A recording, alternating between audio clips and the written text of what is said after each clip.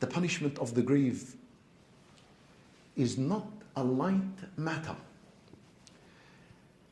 And Nabi sallallahu alayhi wasallam used to seek Allah's protection from the punishment of the grave at the end of every single obligatory prayer. That's how huge this matter is. And so imagine when a person has passed away and he's put in his grave and the dirt has come on top of him and all his family and his friends have moved away and he hears their last footsteps.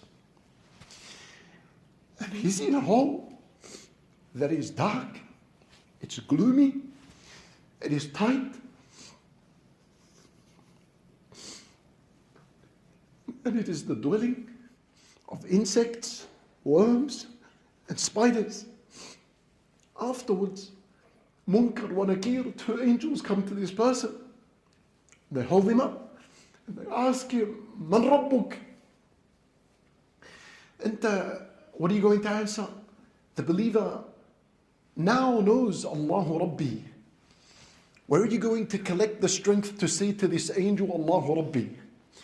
Munkar wa Nakir, Nabi sallallahu alayhi wa sallam says about them, Aswadani azraqan.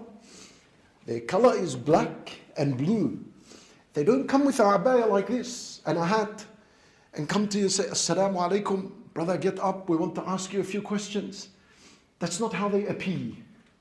They don't favor people over others. They are sent by Allah. And at that moment, you'll see the reality with your own eye. And you're asked the question from these foreign, strange people you have never ever seen their likes.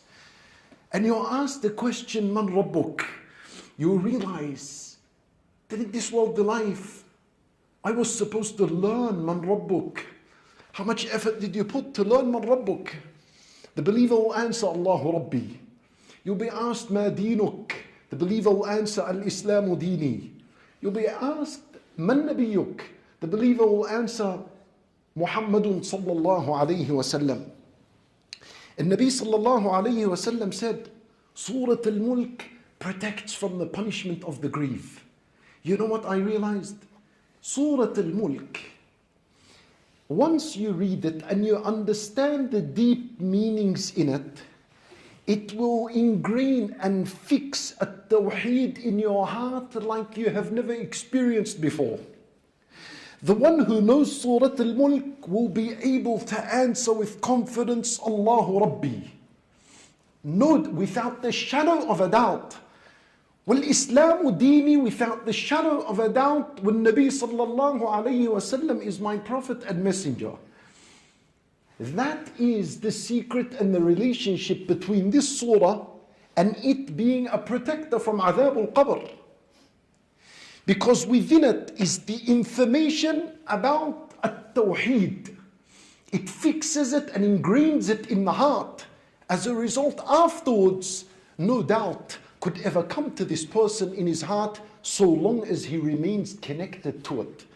I'm not speaking about reciting it once or coming and attending 5 lessons and never having anything to do with this surah afterwards.